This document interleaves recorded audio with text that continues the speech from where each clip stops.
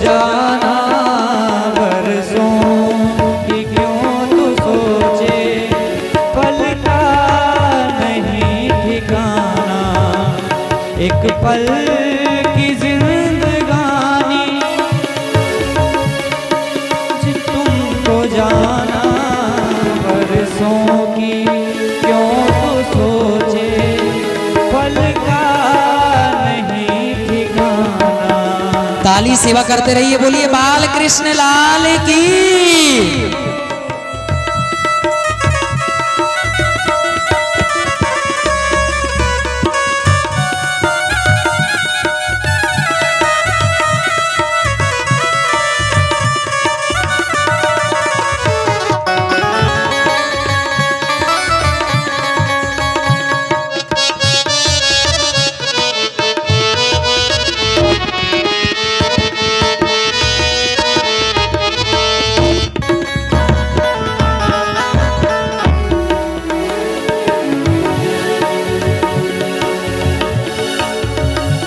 मलमल के तन को अपने, जो तन को है निखारा, इत्रों के खुशबुओं से महके है बदन सारा।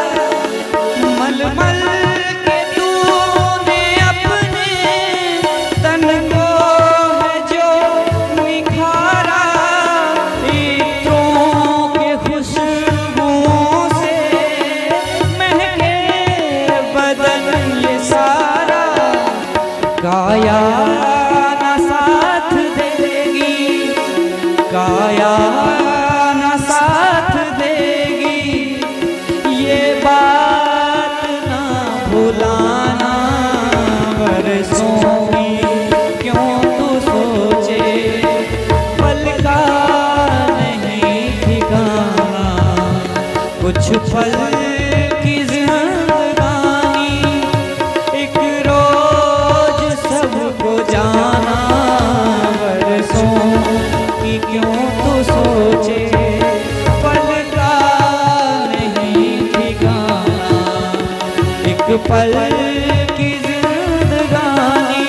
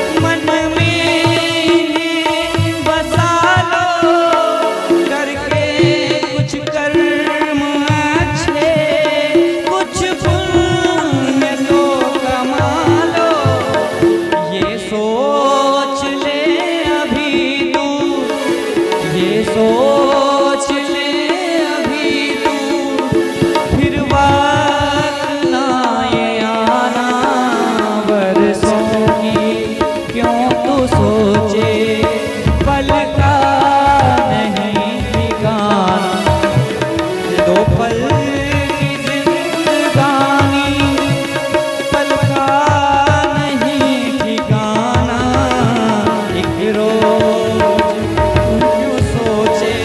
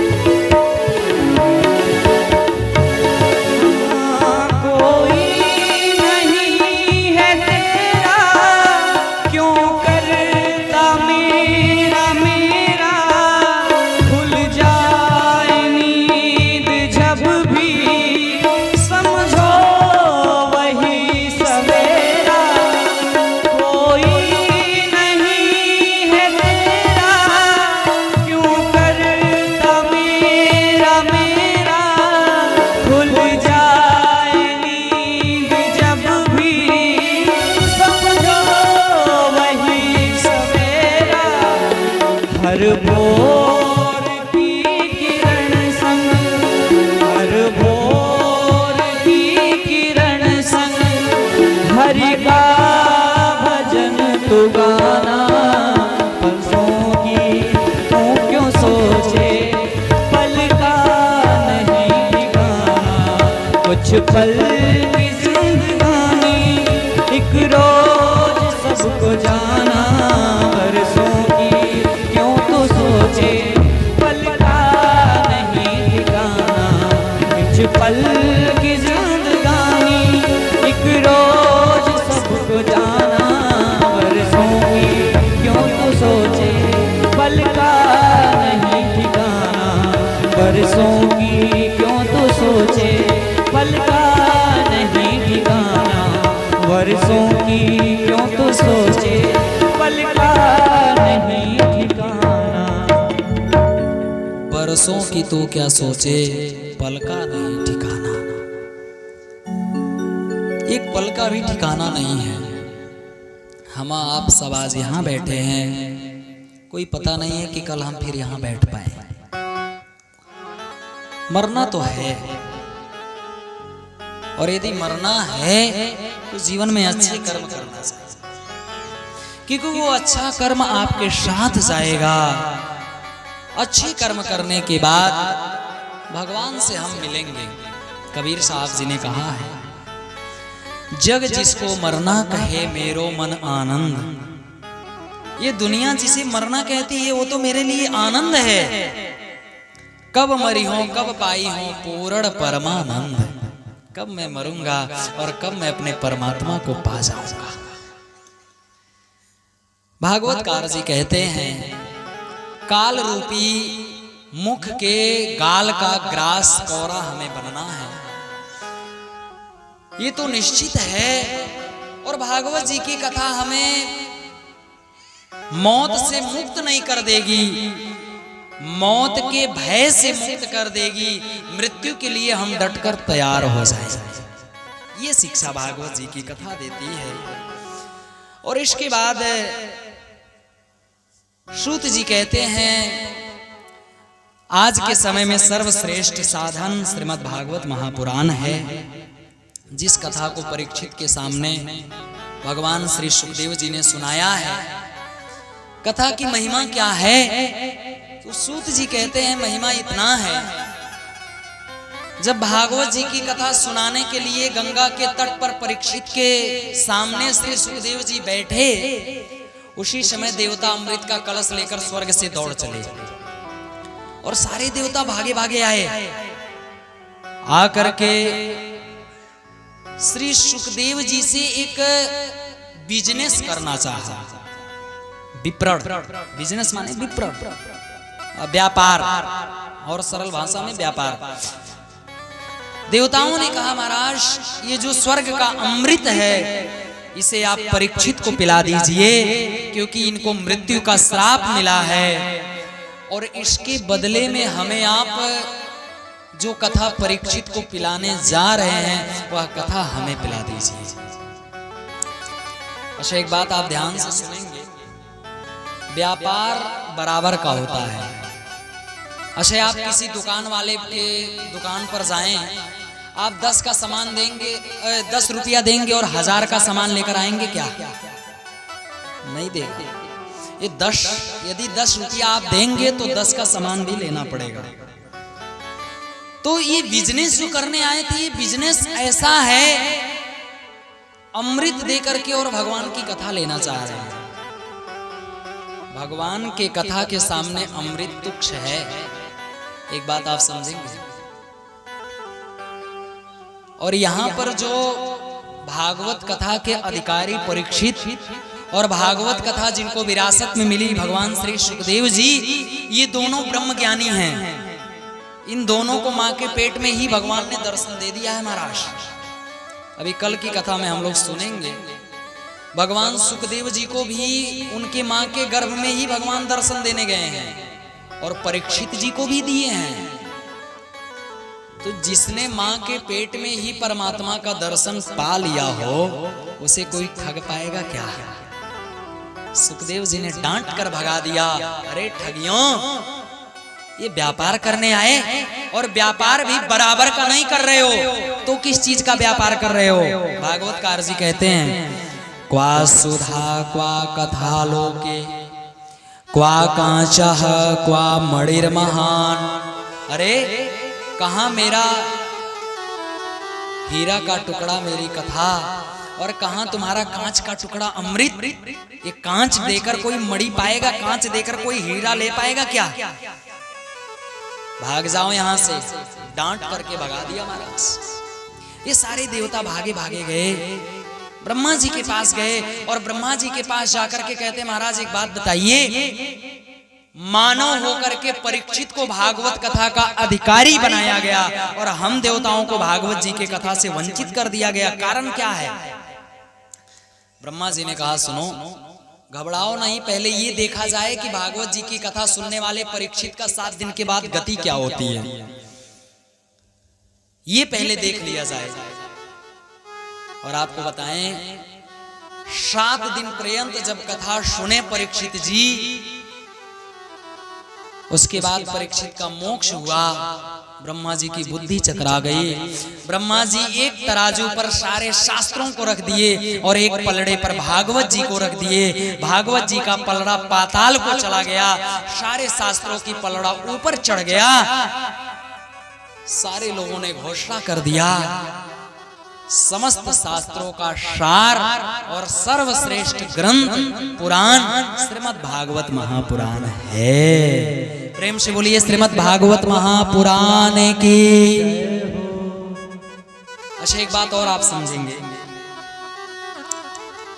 ये जो अमृत था, अमृत भागवत कथा के सामने तुच्छ साबित हुआ। और आप जानते हैं अमृत के लिए भगवान को क्या करना पड़ा है? भगवान को एक कार्य करने के लिए एक अवतार लेना पड़ता है। ध्यान से सुनिएगा, रावण को मारना था, राम अवतार लेकर आए। हिरण्याक्ष को मारना था, वराह अवतार लेकर आए। हिरण्याकश्यपु को मारना था, नरसिम्हा अवतार लेकर आए। कंस दंतवक्र शिशुपाल को मारना था, कृष्ण अवतार लेकर आए। लेकिन अमृत के लिए भगवान को 4 अवतार लेना पड़ा है। आप ध्यान से सुनेंगे, जब समुद्र का मंथन होने लगा, मंदराचल पर्वत डूबने लगा, भगवान ने कश्यप अवतार लेकर के मंदराचल पर्वत को अपने पीठ पर रखा।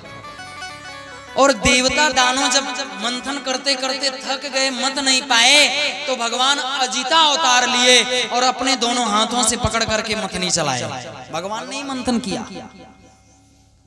फिर भगवान ने ही धन्वंतरी का रूप लेकर के अमृत कलश लेकर प्रकट हुए।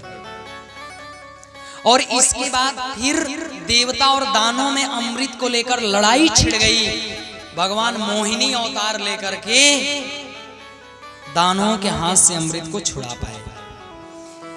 अमृत के लिए भगवान को 4 अवतार लेना पड़ा था, लेकिन वह अमृत ही भागवत जी के कथा के सामने तुच्छ साबित हो गया।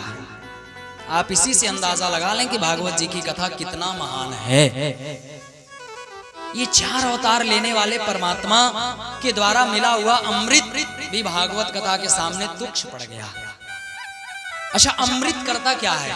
कोई अमृत यदि पी ले, हमें तो लगता है वैसे पिया पिलाया ही नहीं जाता, क्योंकि वर्षों पहले समुद्र मंथन हुआ था और आज भी स्वर्ग में अमृत रखा है। इसका मतलब यदि पीते तो कितना अमृत निकला था कि अभी भी रखा है। इसका मतलब किसी को पिया पिलाया नहीं जाता है, लोग सूंघ करके रख देते हैं, है ना? तो अमृत पिया पिलाया नहीं जाता है। और दूसरी बात, अमृत पीने का सद्भाग्य उसे मिलता है जो स्वर्ग जाता है। अच्छा, अमृत पी करके कोई अमर हो जाए, स्वर्ग चला जाए, पर धीरे धीरे जैसे जैसे उसका पुण्य क्षीण होगा, फिर से वह इस धरती पर ढकेल दिया जाएगा। और जो भागवत कथा अमृत पी लेगा, उसे तो भगवान के पांव मिल जाएंगे, मोक्ष मिल जाएगा, उसे जन्म मृत्यु के बंधन से छूट जाना है। तो भागवत जी की कथा श्रेष्ठ है। अमृत की अपेक्षा भागवत जी की कथा श्रेष्ठ साबित हुई। और इसके बाद महाराज एक बड़ा सुंदर घटना सुनाते हैं। सौनक आदि ऋषियों ने कहा सूत जी से, महाराज एक बात बताइए, भागवत जी की कथा सर्वश्रेष्ठ तो है, पर इसका कार्य क्या है? तो सूत जी ने कहा इसका कार्य है कि ये भक्ति और ज्ञान वैराग्य को बढ़ाता है। कैसे, प्रमाण है कोई? सूत जी ने कहा हाँ मेरे पास इसका प्रमाण है। अच्छा, मुझे लगता है प्रमाण मांगने की परंपरा बहुत पुरानी है। आजकल यदि आप कह दीजिए कोई बात तो लोग कहते हैं ना प्रमाण, एविडेंस। तो मुझे लगता है ये बहुत पुरानी परंपरा है कि प्रमाण मांगी जाती है, और ये बात बार बार आया करता है शास्त्रों में। सूत जी ने कहा मेरे पास प्रमाण है। एक समय की घटना है, एकदा हि विशालायाम चत्वार ऋषयो मलाः सत्संगार्थं समायाता दादृशोस्तत्र नारदम्। एक बार की घटना है, वद्री विशाल क्षेत्र में नारद जी से सनक सनंदन 4 ऋषि कुमार मिल गए, और उस समय नारद जी का चेहरा बिल्कुल उजड़ा उजड़ा था। नारद जी उदास होकर के यत्र तत्र भटक रहे थे महाराज। जब ये 4 ब्रह्मा जी के मानस बेटे सनक सनंदन सनातन 4 ऋषि कुमार मिले, तो नारद जी को देखा, नारद जी से पूछा महाराज आपका कौन सा धन संपत्ति का चोरी हो गया है जो आप ऐसे मुंह लटकाए घूम रहे हो? अच्छा, सच भी है, मैं तो कहता हूं जिनका है दुनिया में मस्ती, उन्हीं की है इस संसार में हस्ती। जिसकी नहीं है मस्ती वो समझो पड़े हैं जबरदस्ती। तो मस्ती के साथ जीना चाहिए, मैं तो यही कहता हूं। और नारद जी मुख लटकाए बेचारे घूम रहे थे। ये सनक सनंदन 4 ऋषि कुमारों ने कहा महाराज आपका कौन सा धन का चोरी हो गया है जो आप मुंह लटकाए घूम रहे हो? बात क्या है? कथम ब्राह्मण दीन मुखा कुतश्चिंता तुरो भवान। अरे ब्राह्मण, कथम ब्राह्मण दीन मुखा, तुम दीनहीन मुख लेकर क्यों घूम रहे हो? कौन सी चिंता आपको सता रही है? त्वरितम गम्यते कुत्र कुतश्चागमनम तवा। कहां जा रहे हो और कहां से आ रहे हो? बताइए कारण, आपके उदासी का कारण क्या है? तब नारद जी ने बताया महाराज क्या बताऊं, एक बार मेरी इच्छा हुई कि जरा चलकर देखते हैं, तीर्थों में भगवान की कुछ कथा सुनेंगे, भगवान का कुछ स्वाद लेंगे। इसलिए मैं तीर्थाटन माने भ्रमण करने के लिए निकला।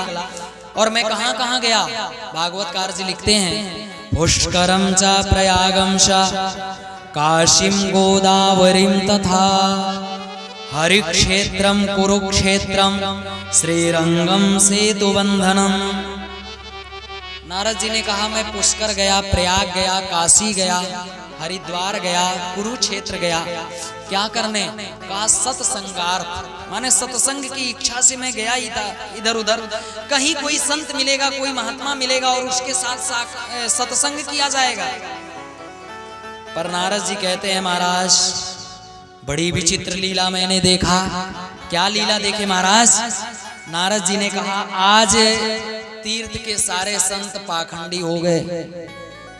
पाखंड निरतः संतः, ये जितने संत हैं सब पाखंड पारायण हो गए।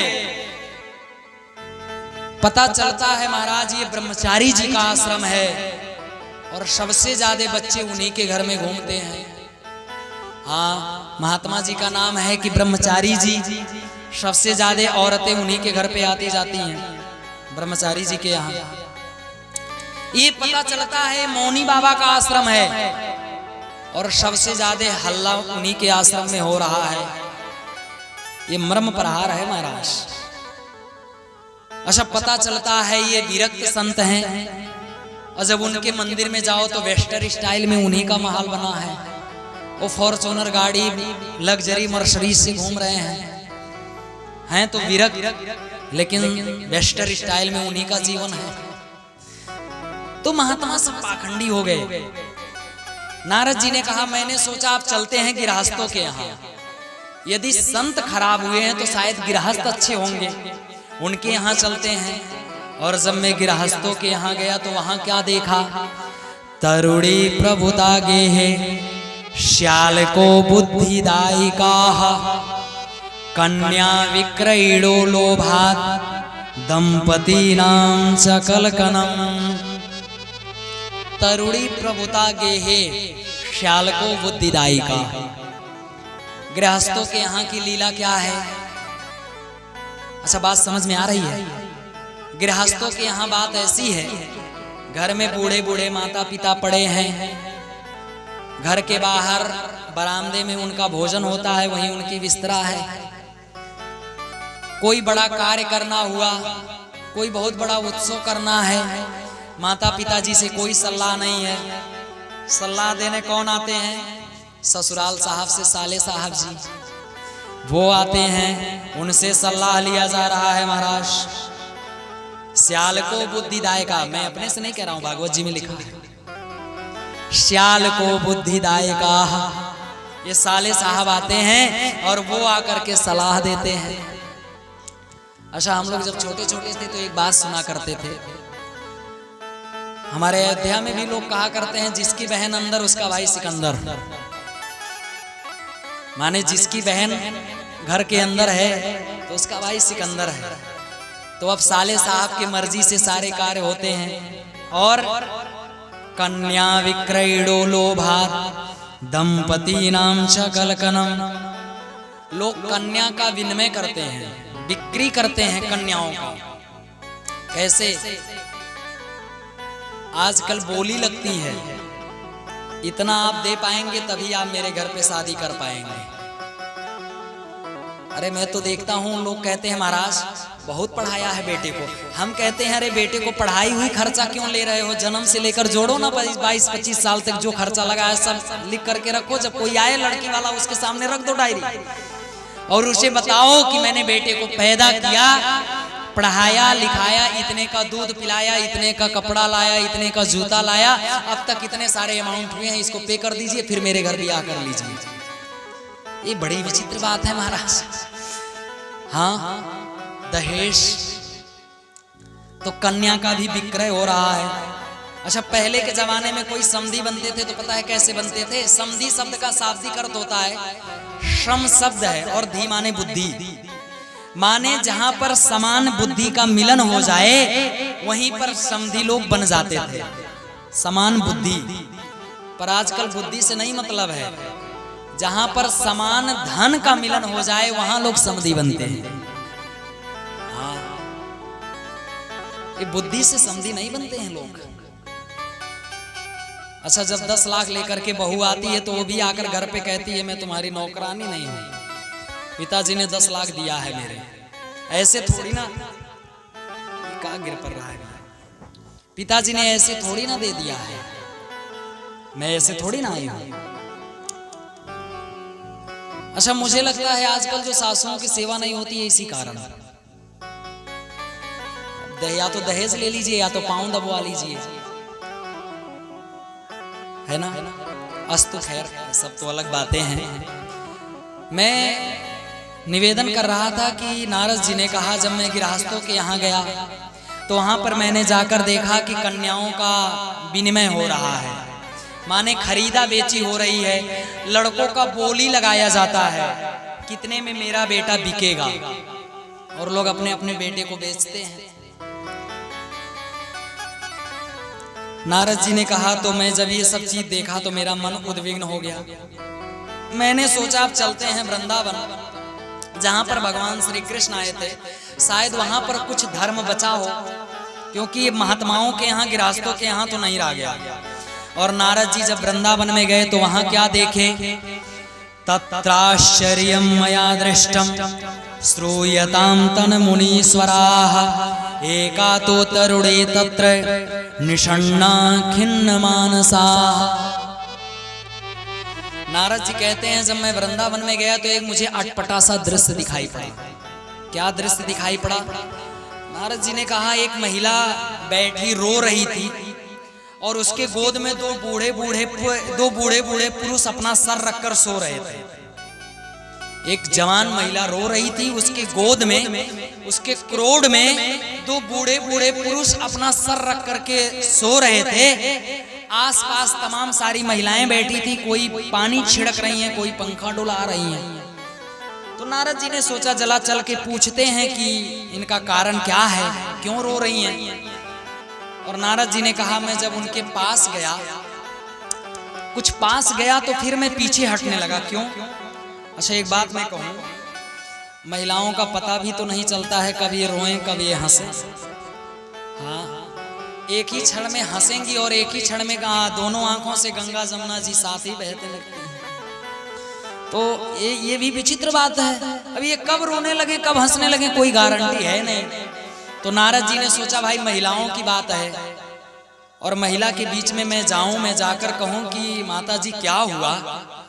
यदि कहीं वो देवी जी ने कह दिया अरे महात्मा जी हम महिलाओं के बीच में तुम्हारी क्या आवश्यकता, चलो हट जाओ, तो मेरी बेइज्जती हो जाएगी, इसलिए नहीं जाएंगे।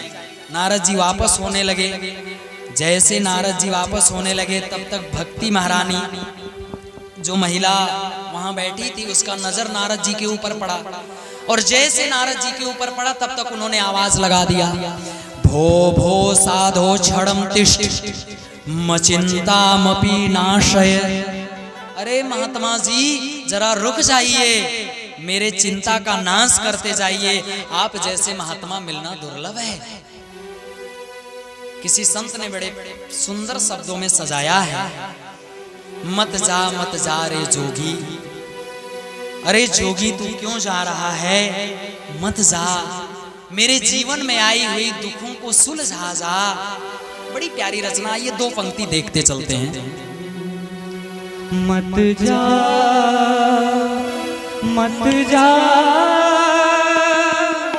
मत जा योगी,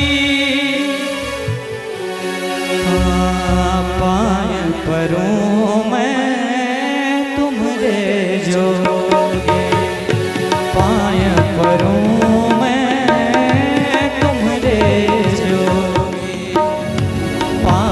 परूं मैं तुम्हारे जोगे, पाय परूं मैं तुम्हारे जोगे।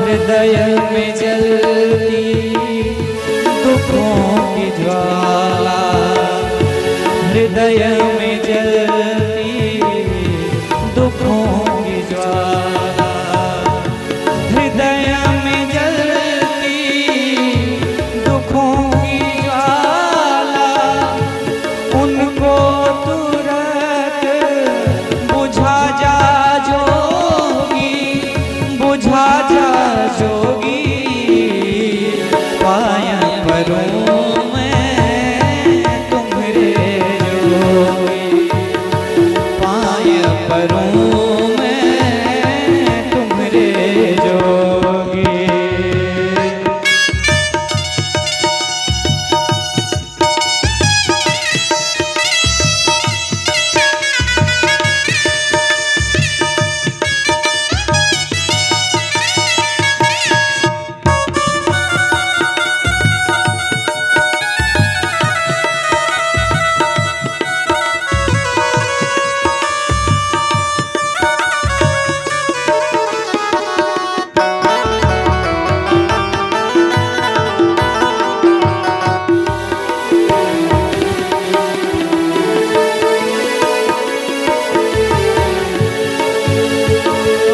बहुत दिनों से भटक रहे मैं, बहुत दिनों से भटक रहे मैं, बहुत दिनों से भटक रही मैं, बहुत दिनों से भटक रही मैं।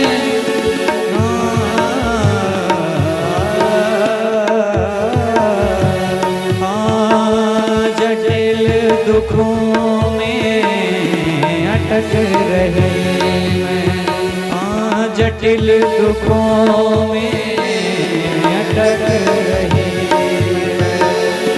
मार्ग सुगम दिखा जा जोगी, मार्ग सुगम दिखा जा जोगी, दिखा जा जोगी।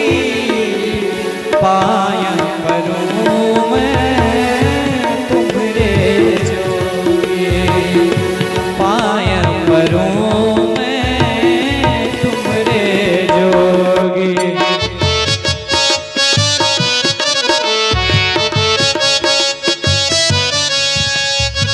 आप लोग तो ऐसे बैठे हैं, जब हम लोग पढ़ते थे तो वहां पर टीचर कहा करते थे अच्छे बच्चे कैसे, तो हम लोग कहते थे हाथ बांध के बैठे।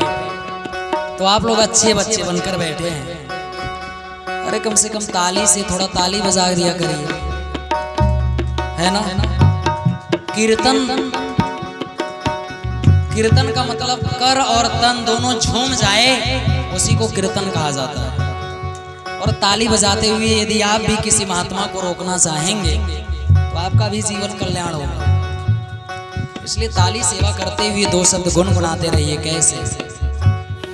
पाय परूं मैं तुम्हारे जोगी, पाय परूं मैं तुम्हारे जोगी।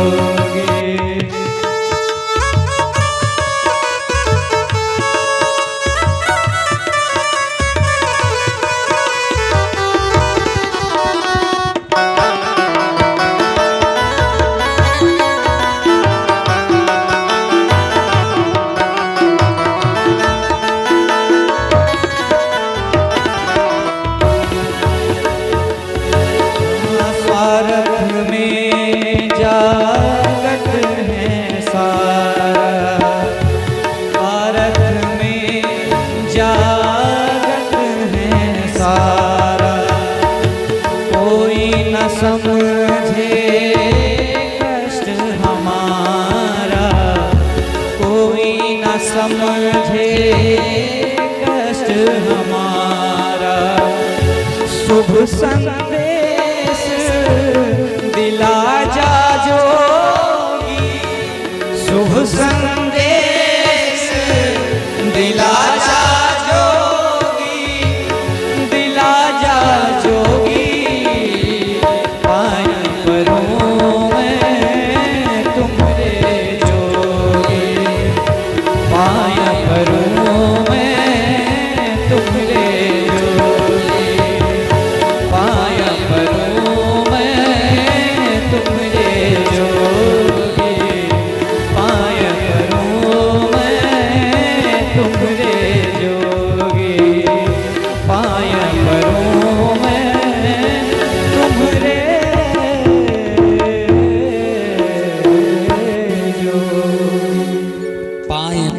तुम्हारे जोगी, मत जा जोगी। हृदय में जलती है दुख की ज्वाला। अच्छा, इस पंक्ति से ये ज्ञान हो जाता है, यदि पीड़ा की ज्वालाएं हमारे हृदय छाती के भीतर धधक रही है तो उसे बुझाने की क्षमता है तो संतों में। भक्ति महारानी ने नारद जी को रोक लिया और रोक करके भक्ति महारानी ने कहा, महाराज मेरी बड़ी पीड़ा है, आप इसे दूर कर देंगे क्या? नारद जी ने कहा, देवी पीड़ा क्या है? भक्ति जी ने कहा, मैं भक्ति हूं, कर्नाटक में पैदा हुई। भागवतकार जी लिखते हैं, अहम भक्ति रेते ख्याता इमो में तनयो मतो ज्ञान वैराग्य नामानो काल योगेन जर्जरो। मैं भक्ति हूं और ये मेरे जो क्रोड़ में मेरे गोद में दो बूढ़े बूढ़े पुरुष पड़े हैं, ये ज्ञान वैराग्य है, मेरे बेटे हैं। महाराज मैं कर्नाटक में पैदा हुई और दक्षिण भारत में पैदा हुई, कर्नाटक में बड़ी हुई, महाराष्ट्र आदि प्रदेशों में मेरा सम्मान हुआ, लेकिन कई कई प्रदेशों में मैं पाखंडियों से खंडित होकर के बहुत पीड़ा भी उठाई और वहां सबसे घूमते हुए मैं वृंदावन आ गई। वृंदावन में मैं आई, मैं तो जवान हो गई, लेकिन मेरे दोनों बेटे बूढ़े हो गए। अच्छा, ये जीवन का सबसे बड़ा दुख है महाराज, किसी की माँ जवान हो जाए और बेटे बूढ़े हो जाएं, ये जीवन का सबसे बड़ा दुख है। भक्ति महारानी ने कहा, महाराज आप मेरे बेटों को ठीक कर दीजिए, नहीं तो मैं वृंदावन छोड़ करके कहीं विदेश चली जाऊंगी। नारद जी ने कहा, भक्ति महारानी आप विदेश जाने की बात न करें, मैं कोशिश करता हूं। अरे धन्य है ये वृंदावन धाम, कम से कम यहां पर आप तो नाच रही हो, ज्ञान वैराग्य ही बूढ़े हुए हैं। और सच है वृंदावन में भक्ति आज भी नाच करती है। तो भक्ति महारानी के दुख का निवारण करने के लिए नारद जी अपना कार्य करने लगे और महाराज गीता पाठैर मुहुर्मुहुः, वेद सुनाए, वेद के प्रवर्तिक शास्त्र सुनाए, पुराण सुनाए, गीता का बारंबार पाठ करके सुनाए। गीता पाठैर मुहुर्मुहुः, अच्छा गीता जी का पाठ सुनाए तो ज्ञान वैराग्य को थोड़ी सी चेतना आई, लेकिन फिर जैसे के तैसे गिर गए।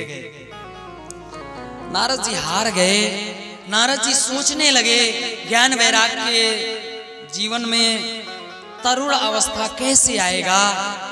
उसी समय आकाशवाणी हुआ,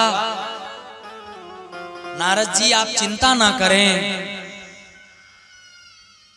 आप चिंता ना करें, भगवत गुणानुवाद से इनका कल्याण होगा। आप सत्कर्म करिए और सत्कर्म से इनका उद्धार हो जाएगा। वह सत्कर्म आपको कोई महात्मा बताएगा। नारद जी सोचने लगे, महाराज आकाशवाणी ने दोनों बातें पेंडिंग में डाल दिया। अरे सत्कर्म क्या है, यदि यही बता देता तो मैं उसी सत्कर्म को खोज कर देता, या फिर यही बता देता कि वो सत्कर्म फलाने महात्मा बताएंगे। ना महात्मा का नाम लिया, ना सत्कर्म का नाम लिया, दोनों गुप्त में रखा। मैं किस महात्मा के पास जाऊं, कौन सा सत्कर्म करूं कि ज्ञान वैराग्य ठीक हो जाए। इसी चिंता में होकर के नारद जी चल दिए। अनेकों संतों के यहाँ गए, अनेकों महात्माओं के यहाँ गए, किसी ने नारद जी के इस दुख का निवारण नहीं कर पाया। और घूमते टहलते नारद जी बद्री विशाल क्षेत्र में पहुंचे। वहां सनक सनंदन सनातन 4 ऋषि कुमार मिल गए। इन चारों ऋषि कुमारों ने कहा, नारद जी बस इतने से बात के लिए आप चिंतित हो तो सुनिए, ज्ञान वैराग्य के अंदर चेतना तब आएगी, उन्हें श्रीमद् भागवत महापुराण की कथा सुना दीजिए। नारद जी ने कहा, अरे भागवत जी की कथा तो वेद रूपी वृक्ष से टपका हुआ फल ही तो है। सनक सनंदन ऋषि कुमारों ने कहा, नारद जी सुनिए, वेद वृक्ष है, आपने वेद का पाठ किया है, भागवत फल है, भागवत का स्वाद अलग होगा। अच्छा कोई फल खाने वाला, जैसे कोई आम का फल खाए, वो कहे आम बड़ा मीठा है, और उसके बाद कहे आम यदि इतना मीठा है तो ये फल जिस पेड़ में लगा होगा वो पेड़ कितना मीठा होगा, और जाकर पेड़ को चबाने लगे तो स्वाद मिलेगा क्या? नहीं मिलेगा। क्यों? क्योंकि मिठास फल में है। और यही बात सनक सनंदन ऋषि कुमारों ने कहा, समय का बड़ा अभाव है इसलिए मैं 20-20 करके चल रहा हूं, महात्मा आज पूरा हो जाए। तो यही बातें सनक सनंदन ऋषि कुमारों ने कहा, नारद जी आपने वेद की पाठ किया है, आपने भागवत जी का पारायण नहीं किया, भागवत जी की कथा आप सुनाइए और सनक सनंदन ये ज्ञान वैराग को चेतना आ जाएगी। फिर क्या था महाराज, हरिद्वार से बद्री विशाल से चल करके सभी लोग हरिद्वार में आए और बालू की रेत की पीठिका बनाई गई। सनक सनंदन ही व्यास पीठ पर आसनासीन हुए और भागवत जी की कथा वहां आरंभ हुई। लोगों को पता चला कि हरिद्वार में भागवत जी की कथा होने जा रही है। जितने भी महात्मा थे, जितने भी संत थे, जितने भी गृहस्थ थे, सारे लोगों ने दौड़ लगाई। भागवतकार जी कहते हैं, भृगुर वशिष्ठ च्यवनश्च गौतमो मेधा तिथिर देवल देवरातौ रामस्तथा गाधि सुतश्च साकलो मृकांडो पुत्रात्रिज पिप्पलादाः योगेश्वरो व्यास पराशरौ च छाया शुको जाजली जहनो मुख्याः सर्वेप्यामि मुनिगणाः सा पुत्र शिष्या स्वास्त्रीभिरायुर्ति प्रणयेन युक्ताः। महाराज कौन आ रहा है? कहा भृगुर वशिष्ठ च्यवनश्च गौतमो। भृगु ऋषि आए, वशिष्ठ जी आए, च्यवन ऋषि आए, गौतम ऋषि आए, मेधा तिथिर देवल देवरात पराशर गादी सुख विश्वामित्र, ये जितने महात्मा थे, महात्माओं को पता लगा हरिद्वार के क्षेत्र में भागवत जी की कथा होने जा रही है। ये सारे महात्मा आने लगे। अच्छा, एक बात और आप ध्यान देंगे, ये महात्मा अकेले नहीं आए हैं। तो भागवतकार जी लिखते हैं, शाहपुत्र शिष्याः, जिसके पास बेटे थे वो अपने बेटे, अपने परिवार, अपने पत्नी को लेकर आए, और जिनके पास बेटे नहीं थे वो अपने शिष्य को लेकर आए, माने पूरे परिकर के साथ आए। और आज की एक विचित्र बात ये है, हम कभी जब लॉन्ग ट्रेवलर पर जाते हैं, कहीं टूर पर जाते हैं, तो पूरी फैमिली के साथ जाते हैं। कभी हम थिएटर में जब फिल्म देखने जाते हैं तो वहां फैमिली के साथ जाते हैं। और कभी कथा सुनने की बात आती है तो लोग कहते हैं, हमने सुना है अयोध्या जी से कोई आया है, हमने सुना है संगीतमयी कथा है, चलते हैं देखेंगे, यदि जम गया तो 10 मिनट बैठ जाएंगे और नहीं जमा तो चले आएंगे, है ना। इस भावना से कथा सुनते हैं। मैं कहता हूं, दुनिया की किसी फिल्म में संस्कार की बात नहीं की जाती है। दुनिया का बहुत बड़ा एक्टर है और वह एक्टर भी गाता है, मुझे पीने का शौक नहीं लेकिन पीता हूं गम भुलाने के लिए।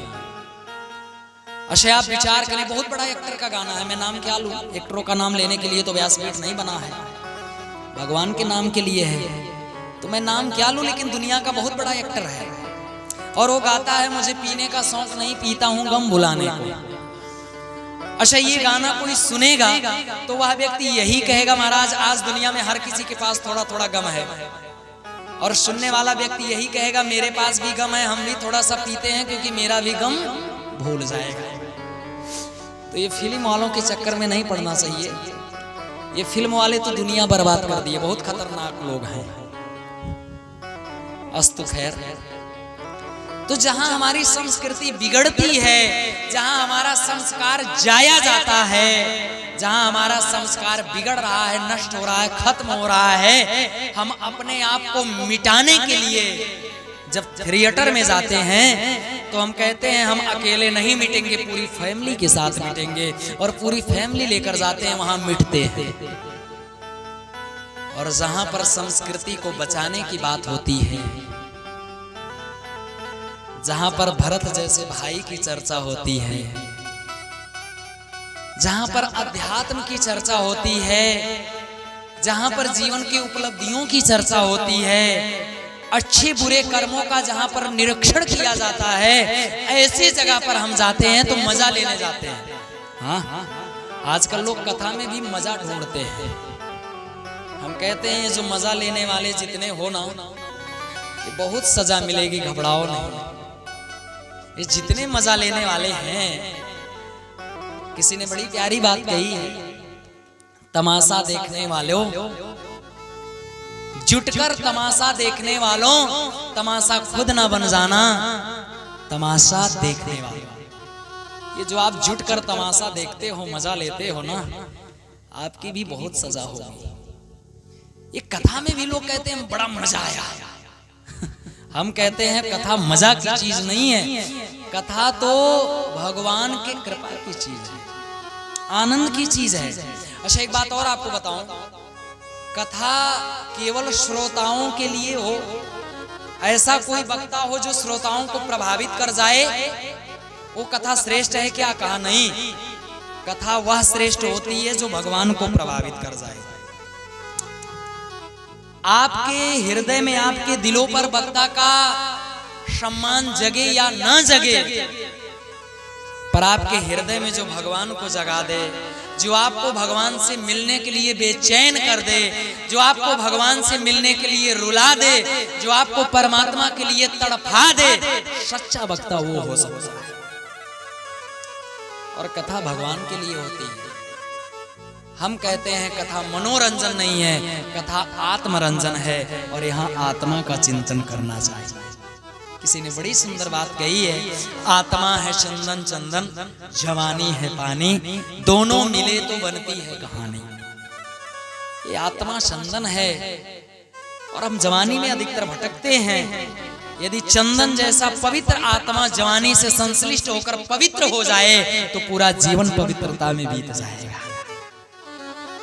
महाराज भागवत जी की कथा हरिद्वार के क्षेत्र पर आरंभ हुआ। सनकादिक व्यासपीठ पर विराजमान हुए और कथा आरंभ हुआ है।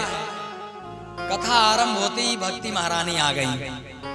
अकेले नहीं आई हैं, भागवतकार जी लिखते हैं, भक्ति श्रुतौ तो तरुणौ गृहीत्वा प्रेमैक रूपा सहसा विराशित। अपने दोनों बेटों को लेकर आई और दोनों बेटे जवान हो गए।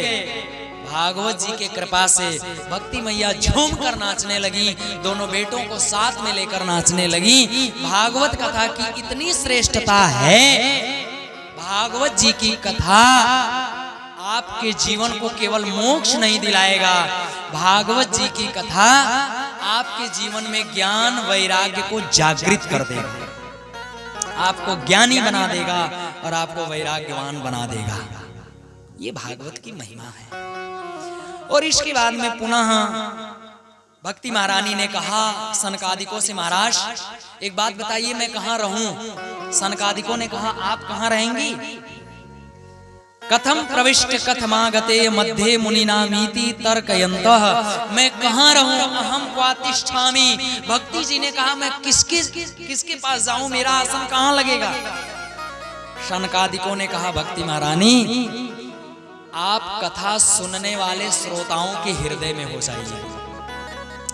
और एक बात आप ध्यान से सुनेंगे, जहां भक्ति का निवास होता है वहां भगवान नंगे पांव दौड़ते आते हैं। अच्छा आप लोग ग्राम के हैं, हम लोग भी गांव के हैं, तो गांव से उदाहरण ज्यादा लेते हैं। अच्छा आपने बैल देखा होगा, बैल देखा है भाई? बैल देखा है? अच्छा मतवाला बैल, बहुत मारने वाला, इधर उधर कूदने वाला। अच्छा मतवाले बैल को कब्जा में करने के लिए क्या किया जाता है? क्या किया जाता है? मतवाले बैल को पटक करके और एक रस्सी का नकेल उसके नाक में डाल दिया जाता है।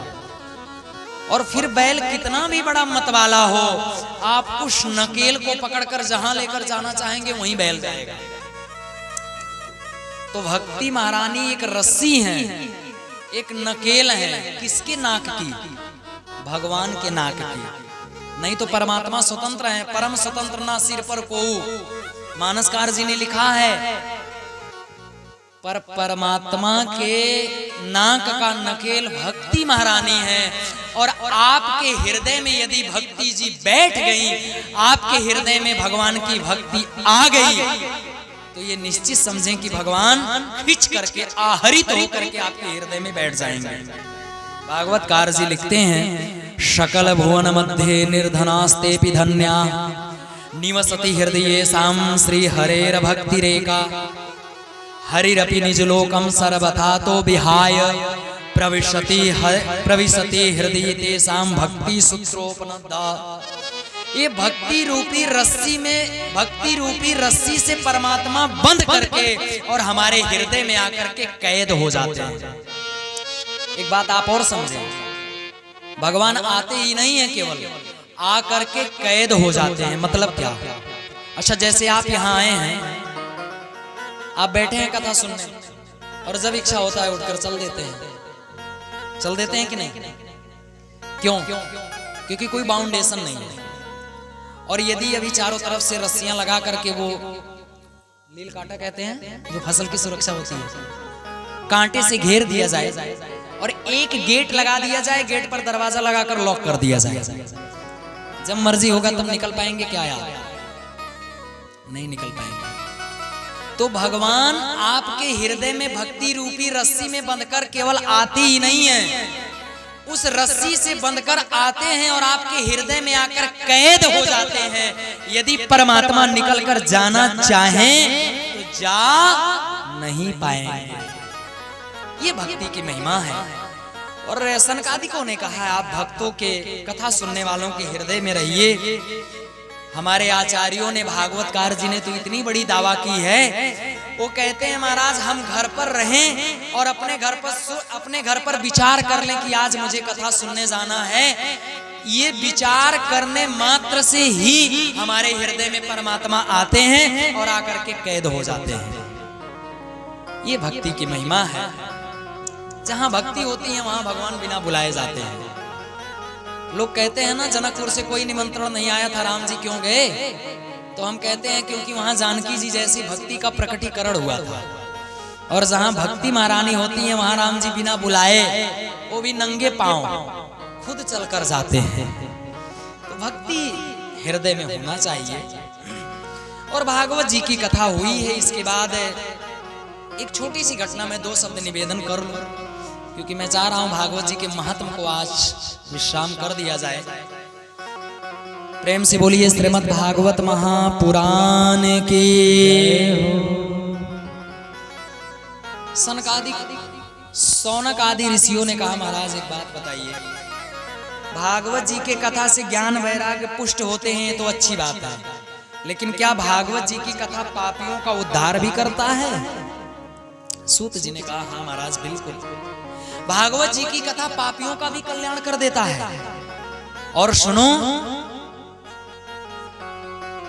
जीवित पापी की बात ही छोड़ दिया जाए, कोई अपने सारे जीवन में पाप ही पाप किया हो और मर जाए, मरने के बाद वो प्रेत बन जाए, यदि भागवत जी की कथा वो प्रेत योनि में सुनेगा तो उसका भी कल्याण हो जाएगा। इसलिए हम लोग कहते हैं भागवत जी की कथा एक बार जीवन में सुनना चाहिए, क्योंकि पता नहीं आपके कुल खानदान में कोई प्रेत बना हो, उसका भी उद्धार हो जाएगा। सूत जी कहते हैं, एक मैं घटना सुनाता हूं, सुनिए। अत्र ते कीर्तिश्याम इतिहासं पुरातनम। एक घटना है, यस्य श्रवण मात्रेण पापहानि प्रजायते। ये तुंगभद्रा नदी के तट पर एक पंडित जी रहा करते थे, जिनका नाम था आत्मदेव। अच्छा, अब नाम से ही आप अंदाजा लगा लीजिए कि पंडित जी कितने अच्छे थे।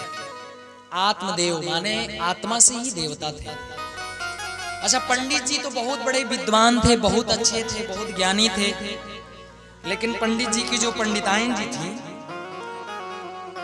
जितने अच्छे थे पंडित जी, पंडिताइन जी उतनी ही खराब थी। और पंडिताइन जी का नाम भी था धुंधली। पंडित जी का नाम आत्मदेव, पंडिताइन जी का नाम धुंधली। अब आप नाम से अंदाजा लगाइए कि वो पंडिताइन जी कितनी अच्छी रही होंगी। पंडिताइन जी का रूटीन ही था, माने उनका एक नियम ही बन गया था। वो सवेरे उठती तो पहले बासी भोजन करती,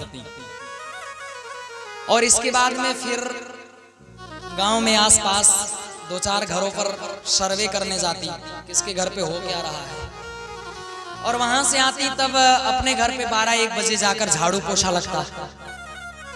मतलब पूरी उल्टा कार्य उनका था। अब इसको विस्तार क्या दिया जाए, आप संक्षेप में तात्पर्य समझें।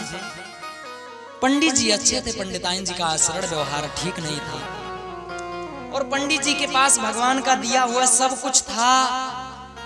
एक ही कमी थी, पंडित जी के घर में कोई बालक नहीं था। और बालक ही नहीं, पंडित जी के घर पर वृक्ष लगा था, उस वृक्ष में फल भी नहीं आ रहे थे। एक गैया पाल कर रखे थे, वह गाय ने भी बछड़ा नहीं दिया था महाराज। ये बहुत बड़ा बात है। गाय बछड़ा ना दे, वृक्ष फल ना दे, बांझ हो जाना, इसका मतलब किसी की बहुत बड़ी कुदृष्टि है। पंडित जी बेचारे एक दिन परेशान हो गए। अच्छा, होना भी चाहिए, क्योंकि गृहस्थ जीवन में यदि 2-4 साल विवाह हो जाए, 2-4 साल तक बेटे बेटी ना हो, तो लोग नाम ही रखा देते हैं बांझ है। हाँ? अपना ये बेटे नहीं है, इस बात का दुख उस व्यक्ति को बाद में होगा, लेकिन गांव के आसपास के लोग पहले कह देते हैं। ये विचित्र बात है। अरे भाई, किसी की किस्मत आप नहीं हो सकते, किसी की किस्मत में है तो है, नहीं है तो नहीं है। आप किसी की किस्मत के पीछे क्यों ट्रोल करते हैं किसी को? उसने जानकर तो ऐसा नहीं किया है। और मैं कहता हूं, ऐसा आक्षेपित करने वालों की बड़ी दुर्गति होती है। किसी के पतन का मजा नहीं लेना चाहिए। यदि उसके जीवन से कोई पाप कर्म नहीं हुआ होता, कुछ तो उसने बिगाड़ा था, तब उसके पास बेटे बेटी नहीं है, तो उसका तो बिगड़ा ही है। उसने बिगाड़ा था और अपने बिगाड़े हुआ का फल पा रहा है। यदि आप उसको ट्रोल करते हैं, आप उसको कमेंटबाजी करते हैं, आप उसको कुछ कहते हो, मजा लेते हो, तो आपका भी बिगड़ रहा है। किसी के पतन का मजा नहीं लेना चाहिए। यदि हम किसी के पतन का मजा लेंगे तो हमारा भी एक दिन पतन हो जाएगा। यदि किसी को आप अच्छे रास्ते ना दिखा पाइए, किसी को उत्साहित ना कर पाइए, किसी को अभिवर्धित ना कर पाइए, किसी की बेइज्जती करके उसे बदनाम भी नहीं करना चाहिए। पंडित जी के अंदर ये बहुत पीड़ा दी, और एक दिन पंडित जी घर छोड़कर निकल गए, जंगल में गए, एक जगह बैठ करके रोने लगे, आंखों से आंसू बहने लगा। हाय हाय परमात्मा, इतना पीड़ा मुझे ही क्यों दिया? क्या मैं ही ऐसा था? अरे मेरे बेटे नहीं होते थे, कोई बात नहीं, कम से कम गैया बछड़ा दे दी होती, कम से कम वृक्ष में ही फल आ गए होते। ये पंडित जी हाय हाय करके रोने लगे। पंडित जी के रोने की आवाज किसी महात्मा के कर्ण कोहरों में प्रवेश हुआ, किसी संत के कानों में प्रवेश हुआ। और एक बात बताएं, संत भी दुखी होते हैं, पर अपने दुख से नहीं, आपके दुख से। सच्चा संत वही होता है। संत समाज के दुख से दुखी होते हैं, राष्ट्र के दुख से दुखी होते हैं, धर्म के दुख से दुखी होते हैं, अपने दुख से नहीं दुखी होते हैं। महात्मा के कानों में आवाज पड़ा, कोई ब्राह्मण रो रहा है। महात्मा जी आए हैं और आकर कहते हैं, कथम रोदीश विप्र त्वं काते चिंता बलीयसि। अरे ब्राह्मण, क्यों रो रहे हो? कौन सी चिंता है तुम्हारे हृदय में? पंडित जी ने सारा वृत्तांत सुनाया। महाराज, मैं अब आत्महत्या करने जा रहा हूं, क्योंकि मेरे जीवन जीने का कोई अवलंब ही नहीं बचा है। मैं किसके सहारे जीऊं? संत ने कहा, महाराज, ये बेटा बेटी के चक्कर में पड़ करके आप दुखी ना होइए, आप भयभीत ना होइए। किसी का बेटा और किसी की बेटी ने किसी को सुख नहीं दिया है। सुनो, मैं आपके भाग्य की रेखा देख रहा हूं, 1 या 7 जन्म में भी आपके बेटे नहीं होंगे। अब तो पंडित जी की छाती फट गई। ओ संत के चरणों पर माथा पटकने लगे। महाराज, मैं तो 1 जन्म के दुख से दुखी था, पर आपने तो मेरे 7 जन्मों का दुख मेरे सामने कर दिया है। मैं जीवित नहीं रहना चाहता हूं, मुझे बेटा दो। यदि आप बेटा दे दिए तो मैं जीवित वापस जाऊंगा, और नहीं दे पाए तो आपके सामने प्राण त्यागूंगा, आपको ब्रह्म हत्या लगेगा। महात्मा ने कहा, मैं कहां झंझट में पड़ गया। लेकिन फिर भी संत हृदय नवनीत समाना, संतों का हृदय तो मक्खन जैसा होता है महाराज, पिघल जाते हैं। और महात्मा ने एक फल दिया। महात्मा ने कहा, पंडित जी, इस फल को लेकर जाइए और ले जाकर के अपने पत्नी को खिला दीजिएगा। पंडित जी फल लेकर आए, अपनी पत्नी धुंधली से बोले, देवी इस फल को खा लो, तुम्हें बेटा हो जाएगा। धुंधली हाथ में फल लेकर के तर्क करने लगी। धुंधली ने कहा, यदि मैं फल खा लूंगी तो मैं गर्भवती हो जाऊंगी। यदि मैं गर्भवती हो गई, कहीं आग लग गया घर में, तो मैं भाग ही नहीं पाऊंगी, सारे लोग भाग जाएंगे। अच्छा, यदि आग ना लगे, मैंने फल खा लिया और मेरे पेट में बच्चा हो जाएगा, कहीं भूकंप आया, सारे लोग भाग जाएंगे, मैं घर में दबा के मर जाऊंगी। अच्छा, तब तक एक पड़ोस की दीदी जी आ गई। हाँ, समस्या ये भी तो होता है, आस पड़ोस की दीदी जी भी आया करती हैं। अब एक दीदी जी आई और दीदी जी से धुंधली ने कहा, अरे बहन जी आप आई, भलो बढ़िया की आप आ गई। मैं तो सोच ही रही थी कोई दीदी आए। एक बात बताइए, मेरे पंडित जी एक फल लाए हैं, वो कह रहे हैं इसको खाओ और तुम्हें बेटा माने गर्भ हो जाएगा। दीदी जी ने कहा, कौन दिया है? धुंधली ने कहा, मेरे पंडित जी कह रहे थे कोई महात्मा ने दिया है। अब दीदी भी कुतर्क करने लगी। दीदी जी ने कहा, अरे जा, किसी महात्मा संत का दिया हुआ चीज ऐसे थोड़ी ना खाया जाता है। और सुनो, यदि विश्वास हो तो खा लो। अच्छा, उसने कहा, यदि मैं खा लूंगी तो मुझे करना क्या पड़ेगा? दीदी जी ने कहा, जब तुम्हारे पेट में बच्चा रह जाएगा तो कम बोलना चाहिए, धीरे बोलना चाहिए, तीखा भोजन नहीं करना चाहिए, मीठा भोजन करना चाहिए, मैला कुचैला नहीं, साफ सुथरा से रहना चाहिए, झगड़ा लड़ाई नहीं करना चाहिए, अच्छे व्यवहार करना चाहिए। ये सारी चीजें जो आप करते हैं वो बच्चे पर इफेक्ट डालता है। अब धुंधली ने कहा, हे भगवान, यदि मेरे पेट में बेटा रह जाएगा तो झगड़ा भी मुझे नहीं करने को मिलेगा, तो ये मैं बिना झगड़ा का जी ही नहीं पाऊंगी। भोजन के बिना मैं रह सकती हूँ, लेकिन झगड़ा के बिना रह नहीं सकती। और मीठा भोजन करना पड़ेगा। यदि मैं मीठा भोजन करूंगी तो मैं टाइम टाइम बोलूंगी कैसे? मैं तीखा भोजन करती हूँ तभी मैं चिल्लाकर बोल पाती हूँ। बासी भोजन मेरा आदत है, बासी भोजन नहीं होगा तो मेरा पेट नहीं भरेगा। मतलब इतने कुतर्क किया धुंधली ने, फल नहीं खाई। और तब तक उसकी एक बहन थी, वो आई। उसने कहा, अरे बहन तू अच्छा किया गई, ये देखना मेरे पति ने एक फल लाए हैं और ये कह रहे हैं खा लो, तुम्हें बालक हो जाएगा।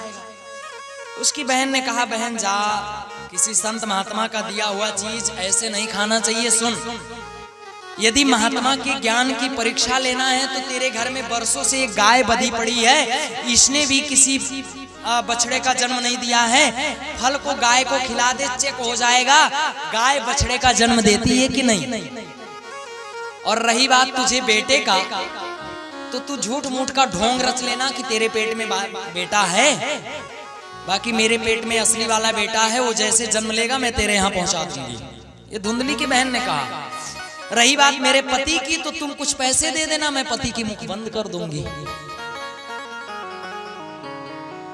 हाँ, क्योंकि मेरे पास बेटों की कमी नहीं है, मेरे पास 11 हो चुके हैं, 12वां का नंबर है, तो 12वां तेरे घर पे आएगा। ये धुंधली की बहन ने सलाह बताई और धुंधली ने ऐसा ही किया महाराज। वो फल को ले जाकर के खिला दी, फल को ले जाकर के गैया को खिला दी। और इसके बाद में प्रेम से बोलिए श्रीमद् भागवत महापुराण की।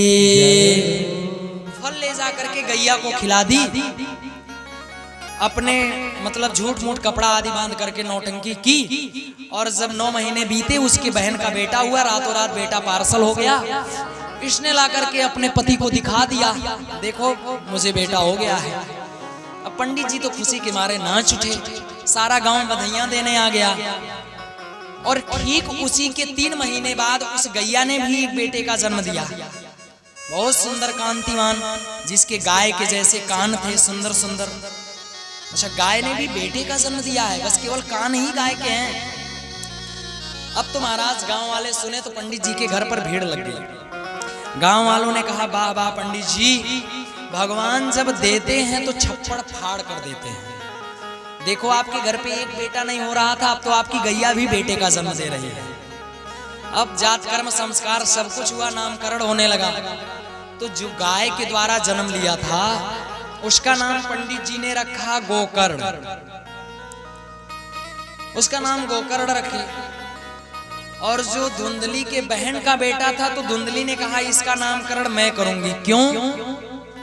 क्योंकि ये मेरा बेटा है, 9 महीना मैंने इसे पेट में पाला है। अच्छा, पंडित जी ने कहा पंडित जी ने कहा ठीक है तू ही नाम रख ले। उसने कहा मेरा नाम धुंधली तो मेरे बेटे का नाम रहेगा धुंधकारी। अच्छा, नाम भी अच्छा रखी है। और धीरे धीरे करके दोनों बेटे बड़े हुए, दोनों बेटे विख्यात हुए, दोनों बेटों ने नाम कमाई। पर एक सदाचार से कमाया, एक दुराचार से कमाया। एक विख्यात हुआ, दूसरा कुख्यात हुआ। गोकर्ण जी महाराज बहुत बड़े ज्ञानी पंडित हुए और धुंधली का बेटा बहुत बड़ा जुआरी, चोर, नशेड़ी, गजेड़ी, भंगेड़ी, जितने बुरे आदत थे सब उसी के अंदर गए। घर का सारा सामान बेच दिया। एक दिन घर का बर्तन तक उठाकर बेच दिया जुआ खेलने के चक्कर में। अब पंडित जी हाथ सर पे रख करके और बैठ गए। भागवतकार जी लिखते हैं क्वा तिष्ठामि क्वा गच्छामि। जब घर का बर्तन धुंधकारी ने बेच दिया तब पंडित जी को ज्ञान आया कि बेटे से किसी को सुख नहीं मिलता है। अब पंडित जी सर पे हाथ रखकर बैठ गए। हाय हाय, अब मैं कहां जाऊं, किसके यहाँ जाऊं, किसके पास जाऊं? इस दुराचारी ने तो मेरा बड़ी बुरी हाल कर दिया है। मैं कहां जाऊं, कहां रहूं, किसके पास जाऊं? रोने लगे, रोने लगे, बिसोरने लगे, करुण क्रंदन करने लगे, आंखों से आंसू बहने लगा। गोकर्ण जी महाराज को देखा नहीं गया। वो आए और आकर के उन्होंने कहा पिताजी क्यों रो रहे हैं? जीवन का सबसे बड़ा दुख है मोह, और आपका मोह धुंधकारी के साथ बना है, इसीलिए आप दुखी हो। यदि धुंधकारी बुरा है तो उसके प्रति मोह त्याग दो और त्याग करके आप वन को चले जाओ। वो बुरा कर्म घर में करता रहेगा, आप वन में जाकर भगवान का भजन करके जीवन संवारो। बहुत अच्छी ज्ञान दी महाराज।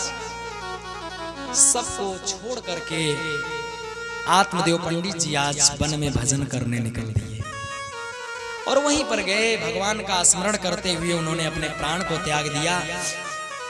भगवान के परम पद को पंडित जी पा गए।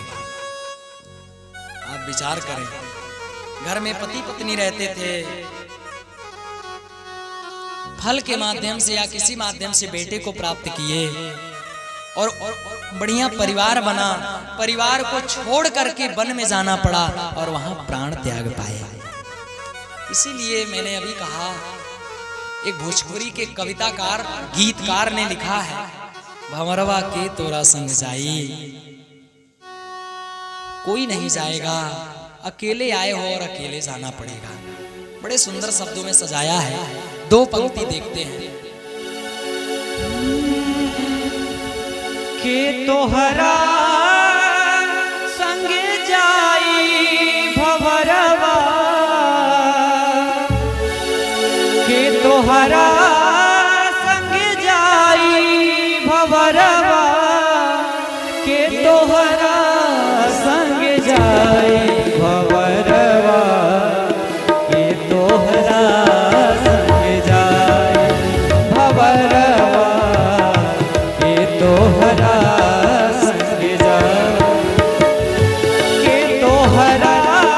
संग जाई भंवरवा, के तोहरा संग जाई भंवरवा, के तोहरा संग जाई भंवरवा, के तोहरा संग जाई भंवरवा, के तोहरा संग जाई।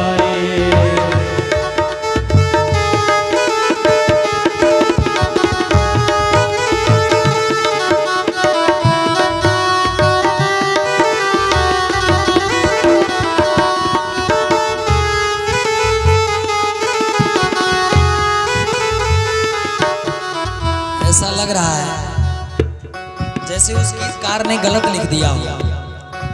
मुझे लग रहा है आप लोगों के साथ जाएगा कोई ना। तभी ये भजन अच्छा नहीं लग रहा है ना? अरे तभी तो आप ताली नहीं बजा रहे। मुझे लग रहा है कि आपके साथ कोई जाएगा। अरे कोई नहीं जाएगा, सच बात यही है। कैसे? भंवरवा के तोहरा संग जाए, भंवरवा के तोहरा संग जाए।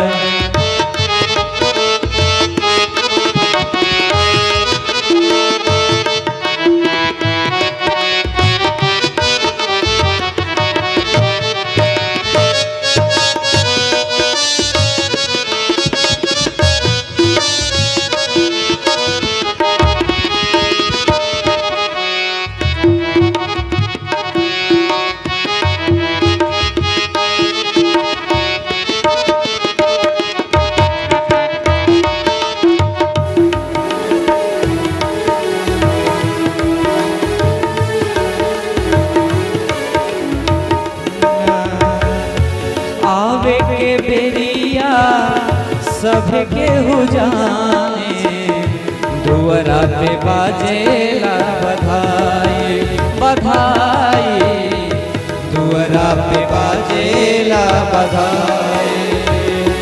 आवे के बेरिया सबके हो जाने, दुअरा पे बाजेला बधाई बधाई,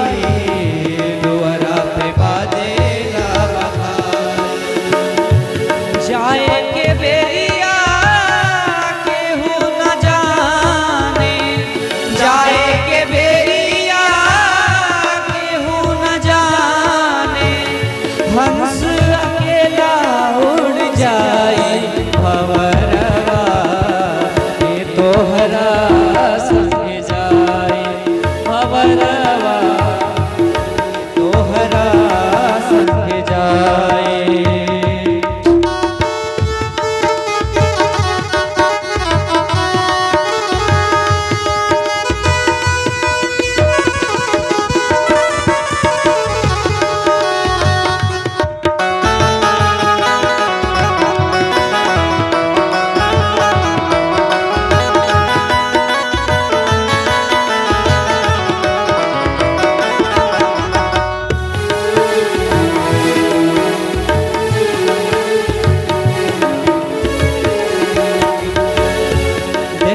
पकड़ी के मेहरी रोए, बाह पकड़ी के भाई ओ भाई, बाह पकड़ के भाई।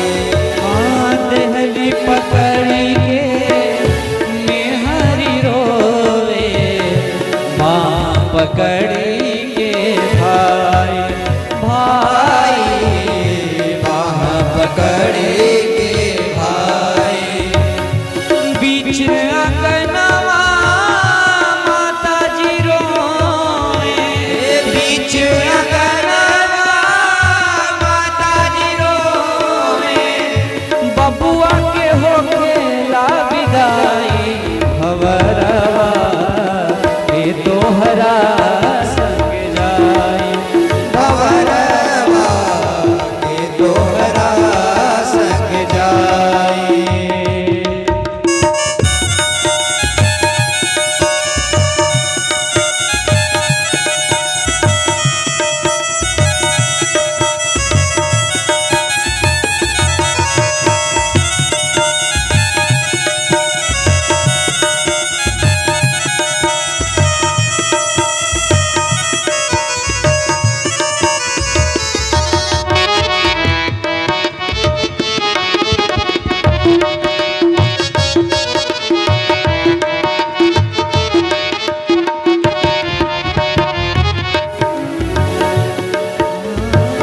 कहत कबीर सुनो भाई साधो, कहत कबीर सुनो भाई साधो, यह पद है निर्वाण ओ साधो, यह पद है निर्वाण।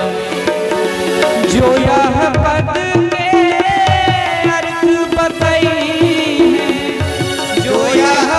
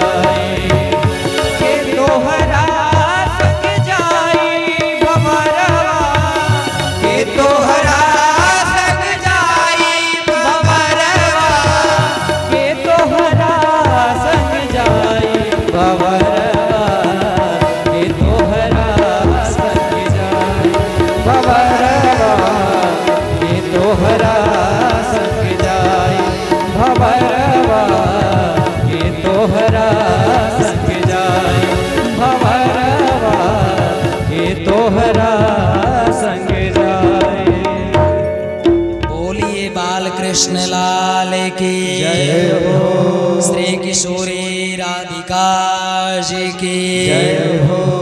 भवरवा के तोरा संग जाई आवे के बेरिया सब के हुनाचे दुआरा पे बाजेला बधाई। डेहरी पकड़ के मैं हरि रोवे बाह पकड़ के भाई भंवरवा के तोरा संग जाए। बड़ी प्यारी रचना है, कोई नहीं जाएगा। और आज ऐसा ही आत्मदेव पंडित जी के साथ हुआ। एक बात मैं आपको बताऊं, ये आत्मदेव जी की कथा किसी और की कथा नहीं है, हमारी और आपकी कथा है। ये तुंगभद्रा का जो नदी है, जो तट है, ये कोई और तट नहीं है। ये तुंगभद्रा हमारा शरीर ही है और इसी शरीर के ही तट पर आत्मा है। आत्मा हमारी देवता है और जो हमारी बुद्धि है वही धुंधली है। आत्मा तो अच्छा कार्य करना चाहता है लेकिन बुद्धि काम बिगाड़ देती है। एक बात आप समझ लें, लेकिन आत्मा जीवन में यदि सत्संग लिया था, किसी संत की संगति आत्मदेव जी ने किया था, आज बेटे की थोड़ी सी बात ने आत्मदेव जी की जीवन संवार दिया। और धुंधली की क्या गति होगी, बुद्धि की क्या गति होती है। यदि बुद्धि अच्छे कामों में नहीं लगेगी तो बुरे कामों का नतीजा क्या पाएगी। धुंधकारी इतना बड़ा दुष्ट हुआ, पिताजी के जाने के बाद धुंधकारी ने कहा माँ ला अब तू पैसा दे। उसकी माँ ने कहा बेटा मेरे पास पैसे नहीं है, घर का सब कुछ तो तू बेच दिया। उसने कहा माँ तू पैसा दे नहीं तो तुझे मारूंगा। माँ ने कहा हे भगवान अब तो ये मुझे भी मारेगा। आधी रात की वेला थी, धुंधकारी के डर से मां घर छोड़कर भाग रही थी। रात्रि में दिखाई नहीं पड़ा और कुएं में गिर करके गोविंदाय नमो नमः हो गई। उसके भी प्राण चले गए। इधर गोकर्ण जी महाराज तीर्थाटन पर निकल गए और धुंधकारी ने 5 वेश्याओं को लाकर घर में रख लिया। चोरी करके लाता, उन्हीं को खिलाता। एक दिन किसी बड़े राजा के यहाँ हाथ मारा, ज्यादा संपत्ति लेकर आया। वैश्याओं ने सोचा ये रोज रोज चोरी करता है, किसी दिन पकड़ा जाएगा, हम सबका नाम ले लेगा, हम सब भी पकड़ी जाएंगे। इससे बढ़िया है संपत्ति हमारे पास पर्याप्त आ गई है, इतने में हम लोगों का जीवन चल जाएगा, इसे मार डालो। अच्छा वैश्यां किसी की हित हो सकती हैं क्या? कभी नहीं। इन वैश्याओं ने सोते हुए धुंधकारी को चारपाई से बांध दिया और मारने लगी। जब धुंधकारी चिल्लाया, जलती हुई आग ला करके धुंधकारी के मुख में डाल दी। धुंधकारी की मौत हो गई। धुंधकारी मर गया। इधर जब गोकर्ण जी को पता चला, गोकर्ण जी गया में धुंधकारी के नाम से श्राद्ध तर्पण दिए हैं। कुछ दिन के बाद जब गोकर्ण जी घर पे आए, रात्रि में अपने कमरे में सोए थे, वहीं पर एक चिल्लाने की आवाज आई। पहले गधा का वेश बनाकर आया, हाथी बना, भैंसा बना। गोकर्ण जी ने कहा कौन हो भाई, मुझे क्यों डरा रहे हो? जो भी हो सामने आओ। रोने लगा। गोकर्ण जी ने हाथ में जल लिया, विमंत्रित करके उसके ऊपर छींटा है। ध्यान आया, छींटा है, वो बोल पाया, मुख से आवाज निकली। उसने कहा अरे भैया आपने पहचाना नहीं, मैं आपका भाई धुंधकारी, मैं बहुत बड़ा प्रेत बना हूं। गोकर्ण जी ने कहा मैं तो आपके नाम से गया में श्राद्ध किया है, पिंड दिया है। उसने कहा मेरे नाम से आप एक नहीं 1000 पिंडदान गया में कर दीजिए, मेरा मोक्ष नहीं होगा, क्योंकि मैं प्रेतों में भी सर्वश्रेष्ठ प्रेत हूं। तो भाई तुम्हारा मोक्ष कैसे होगा?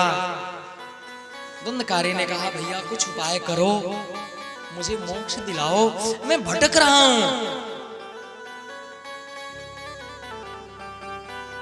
गोकर्ण जी ने कहा इस टाइम मुझे सोने दो, मैं सुबह सूचना बताता हूं। सुबह हुई है, भगवान सूर्यदेव को अर्घ देने चले।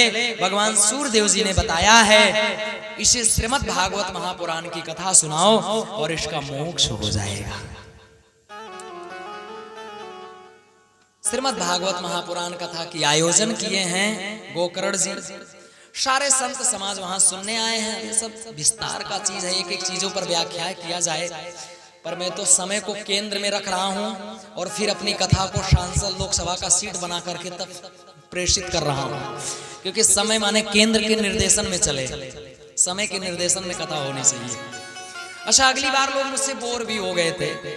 अगली बार लोग कह रहे थे महाराज जी आप 2 बजे 1 बजे 3 बजे ऐसा कोई कथा होती है तो थोड़ा टाइम देखिएगा। मैं टाइम देखता हूं, लेकिन आदत ही ऐसी है कि फंस जाता हूं तो फंस ही जाता हूं। अच्छा, गवैया बजैया नचनिया बकता हम लोग हैं नहीं। 2-4 भजन इधर उधर के गाए, जय हो ताली बजा लीजिए, हु हा करके मंच से उतर जाए। और साहित्यों का बोध है, साहित्य चीजों को लिया है हम लोगों ने, और साहित्य को प्रेषित करने में उसका स्वाद ही अलग हो जाती है। अस्तु खैर, बोलिए श्रीमद् भागवत महापुराण की। अच्छा, एक चीज मैं कहता हूं, धन्य है तुलसीपुर माझा के लोग जो मुझे पसंद करते हैं, क्योंकि सच बताऊं तो अन्य जगह के लोग पसंद ही नहीं कर पाते हैं। क्योंकि लोग चाहते हैं जितना बढ़िया सोहर गा दे महाराज जी, जितना बढ़िया चुटकुल्ला मुसवा मुसैन की कथा सुना दें, समझो महाराज जी ज्यादा बेहतर है, कितना हंसा दें, है ना। और हम लोगों का ये अभ्यास नहीं है। हम लोगों ने साहित्य देखा है, साहित्य का दर्शन किया है, तो उस हिसाब से चलना चाहते हैं। हम लोग सोहर और कजरी तीज ये सब कभी गाए नहीं, और गाए नहीं तो हो भी नहीं पाता है। अस्तु खैर, बोलिए बाल कृष्ण लाल की। मैं निवेदन कर रहा था, धुंधकारी के लिए भागवत जी की कथा हुई है, और धुंधकारी आया है, उसने सोचने लगा कि मैं कहां बैठूं, कुछ और नहीं दिखा, उसे दिखा एक 7 गांठ का बांस, उसी में प्रवेश कर गया। पहले दिन की कथा समाप्त हुई, एक बांस फूट गया, दूसरे दिन की हुई, दूसरा गांठ फूटा, तीसरे दिन तीसरा गांठ, ऐसे ऐसे करके 7 गांठ फूटा। 7वें दिन धुंधकारी प्रकट हो गया। गोकर्ण जी ने कहा कौन हो भैया? उसने कहा भाई आपने मुझे नहीं पहचाना, मैं आपका ही भाई तो हूं, धुंधकारी। मैं धुंधकारी आपका भाई हूं। विमान आया, बैठकर जाने लगा। गोकर्ण जी ने कहा भगवत पार्षदों से सुनो, कथा तो यहाँ बहुत सारे श्रोता सुने थे, विमान एक ही क्यों लाए? भगवत पार्षदों ने कहा सुनो, कथा में यहाँ पर बैठे बहुत सारे लोग थे, सुने केवल धुंधकारी थे। अच्छा, कथा में लोग आकर बैठ तो जाते हैं, पर हम लोग देखते हैं मन लगता नहीं है। किसी भी जैसे तैसे करके 2-4 घंटा निकालना तो पड़ेगा, क्योंकि बैठ गए हैं। तो बहुत ऐसे लोग होते हैं महाराज जो खाली बैठे। हम लोग कहते हैं कथा में हम लोगों को श्रोता 3 प्रकार के मिलते हैं। पहला आयोजक, दूसरा आलोचक, और तीसरा आस्वादक। आयोजक जैसे हमारे परम आदरणीय परम भागवत परम वैष्णव श्री जसकरण सिंह जी, जिनके सुपुत्र हैं, इन सबकी आयोजकी है। संकल्प आपका है लेकिन मेहनत आप सबका है। तो इनके पुत्रों का मेहनत है। अब इनके पुत्र यहाँ बैठकर कथा नहीं सुन पाएंगे, क्यों? लाइट भगेगा, जनरेटर देखने जाना पड़ेगा, आगे पीछे साइड चारों तरफ सारी व्यवस्था देखना है ना। तो ये लोग बेचारे नहीं सुन पाते हैं। लेकिन मैं कहता हूं भले नहीं सुन पाते फिर भी ये श्रेष्ठ है। क्यों? भले नहीं सुन पाते पर आयोजन करके इतने लोगों को सुना तो रहे हैं, इन्हीं की कृपा है।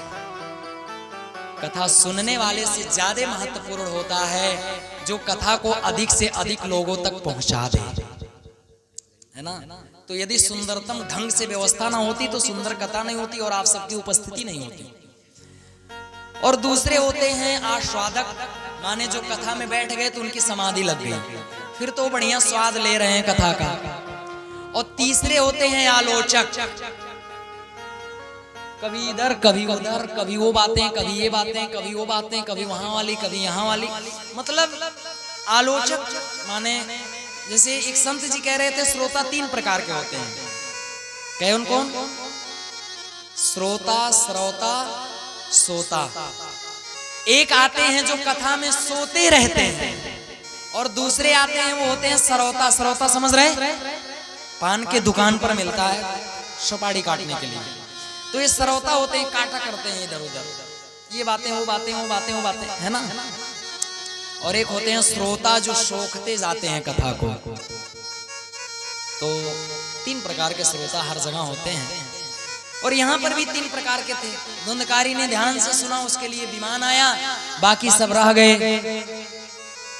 गोकर्ण जी ने कहा घबराओ नहीं, मैं फिर से आयोजन करूंगा और सबका उद्धार कराऊंगा। फिर से भागवत जी का आयोजन हुआ है।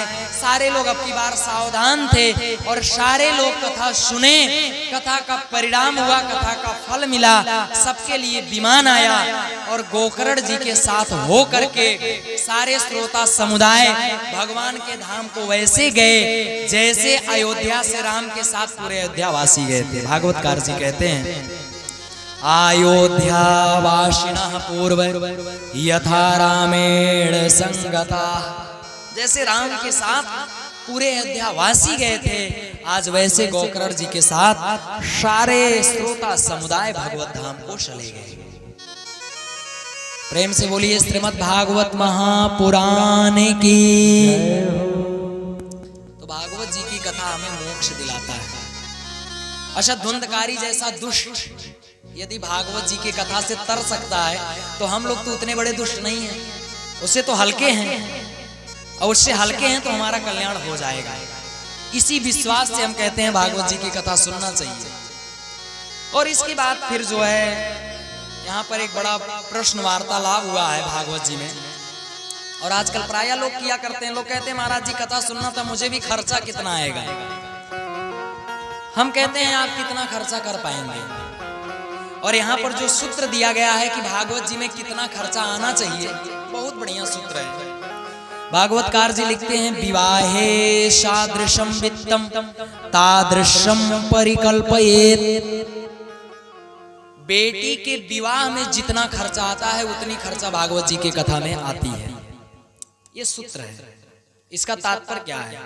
इसका तात्पर्य यह है जैसे किसी के पास 5 लाख की संपत्ति है तो अपनी बेटी का विवाह वो 50,000 में करेगा, और किसी के पास यदि 50 लाख की संपत्ति है तो अपने बेटी का विवाह वो 5 लाख में करेगा, है ना। उसी प्रकार जिसकी जितनी क्षमता हो उतना बढ़िया सुंदर भव्य आयोजन करके भागवत जी की कथा का स्वाद लेना चाहिए। एक सुंदर सा व्यासपीठ बनाएं जो श्वेत हो, सफेद हो, उस पर एक उचित श्रेष्ठ अच्छे वक्ता को विराजित करें। यहाँ वक्ता के लक्षण भी बताए गए हैं। भागवतकार जी लिखते हैं वक्ता कैसा होना चाहिए। विरक्तो ब्राह्मणो विप्रो वेद शास्त्र विशुद्धीकृत दृष्टांत कुशलो धीरो वक्ता कार्योति निष्प्रिया। कैसा वक्ता हो? कहा विरक्तो ब्राह्मणो, ब्राह्मण हो, विरक्त हो, विप्र हो, ब्राह्मण हो, और वेद शास्त्र विशुद्धीकृत हो, जिसको वेद का ज्ञान हो, शास्त्र का ज्ञान हो। दृष्टांत कुशलो धीरा, माने जो दृष्टांत देने में कुशल हो। जो बात हमें इस ग्रंथ में ना समझ में आए अवान्तर ग्रंथ से लाकर हमें समझाए, दूसरे ग्रंथ से लाकर हमें समझाए, दृष्टांत देने में कुशल हो, ऐसा वक्ता होना चाहिए। धीरो, जो धीरवान हो, धीरो वक्ता कार्योति निष्प्रिया, जिसकी मति राम श्याम में लगी हो ऐसा वक्ता हो, जिसकी मति काम और दाम में लगी हो ऐसा वक्ता ना हो। नहीं तो अनेक धर्म विभ्रांता, आजकल ऐसे भी है, अनेक धर्म विभ्रांता, जिसे खुद नहीं पता है मेरा धर्म क्या है, मेरा संप्रदाय क्या है, मेरा कार्य क्या है, मेरे संप्रदाय का श्लोक क्या है, कोई ज्ञान नहीं है। ना माला है, ना तिलक है, ना चंदन है। किसी आजकल चंदन भी लोग जैसे पाते हैं वैसे लीप लेते हैं। अभी जैसे लगता है द्वार पूजा के हाथ ही टीक रहे हैं का मस्तक को अपने। अरे कुछ संप्रदाय का तिलक लगे, संप्रदाय पुरस्सर होना चाहिए, कुछ ज्ञान, कुछ विशुद्धीकृत हो, शुद्धता हो, दृष्टांत कुशलो धीरा हो। नहीं तो अनेक धर्म विभ्रांता, जिसे अपने धर्म का स्वयं ज्ञान नहीं है, ऐसे लोग भी व्यासपीठ पर बैठ जाते हैं। क्योंकि व्यासपीठ आजकल सरल हो गया है। आजकल व्यासपीठ कथा पीठ नहीं रह गया है, गीत पीठ हो गया है। और मैं कहता हूं दुनिया के जितने ऑर्केस्ट्रा में काम करने वाले गवैया थे सब आजकल कथा करते हैं, क्योंकि वो बैठकर 2-4 गाना गाते हैं और कथा करते हैं। ये व्यासपीठ की मर्यादा को भंग ना करें आप। मैं सबसे निवेदन करता हूं भाई मुझे माफ करना, पर व्यासपीठ की मर्यादा को आप बचाएं। इन सब के द्वारा भागवत जी की कथा का आप आयोजन करिए।